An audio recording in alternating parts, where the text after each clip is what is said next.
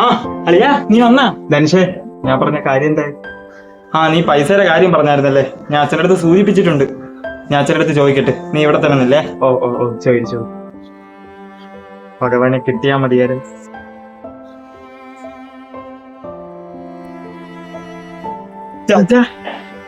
അവൻ വന്നാ? അവൻ വന്നിട്ടുണ്ട്. വെളി നിൽക്കാൻ ഞാൻ പറഞ്ഞ ഓർമ്മ ശബ്ദം നല്ല രീതിയിൽ ഉയർത്തി സംസാരിച്ചത്. നല്ല പുറത്ത് നിൽക്കുന്നവൻ കേൾക്കും. അച്ഛാ, അനന്തോ ഒന്ന് നിൽക്കുന്നു. എനിക്ക് കണ്ടവന്മാർക്കൊന്നും പൈസ തരാനില്ല. ഇവിടെ നോട്ട് അടിച്ചു വെച്ചേക്കുന്ന മനസ്സിലായില്ല. കണ്ടവന്മാർക്കൊന്നും കൊടുക്കാൻ ഇവിടെ ഇല്ല. കണ്ടവന്മാർക്കൊന്നും കൊടുക്കാൻ ഇവിടെ ഇല്ല പൈസ. അച്ഛാ അവൻ വിളിക്കുന്നു.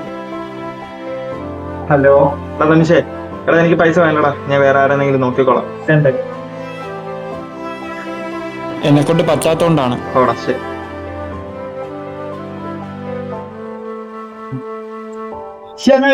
സക്സസ്. പാവടാ മോനെ, എന്തിനു നമ്മളെ കള്ളത്തരം പറഞ്ഞേ? അവൻ എന്റെ 100, 500, 200 രൂപ പല തവണയായിട്ട് മേടിച്ചിട്ട് ഇവന്നിൽ ഒരു പ്രതീക്ഷ ഉണ്ടായിരുന്നു.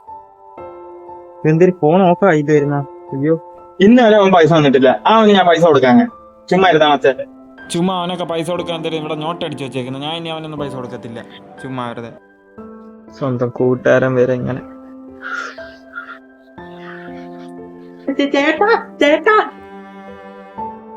ഇത് ഞാൻ കൂട്ടി വെച്ചിരുന്ന പൈസയാണ്.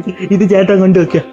മോന്റെ കയ്യിൽ തന്നെ ഇരിക്കട്ടെ. വേണ്ട, അണ്ണൻ പോണ്. ചേട്ടാ, ഇത് എനിക്ക് എടുത്തില്ലെങ്കിൽ എനിക്ക് ഭയങ്കര വിഷമാവും. എങ്കിൽ മോൻ അതിങ്ങത്താ. പിന്നെ ചേട്ടാ, എന്റെ ചേട്ടന്റെ കൂട്ടുകാരനായോണ്ട് ഞാൻ പറയുന്നതല്ല. എന്റെ ചേട്ടനും എന്റെ അച്ഛനും കൊള്ളത്തില്ല. രണ്ടുപേർക്കും പൈസയാണ് വലുത്. ഈ എന്നെ പോലെ അവർക്ക് കണ്ടുകൂടാ. ചേട്ടൻ പൊക്കോ. ശരിടാ മോനെ.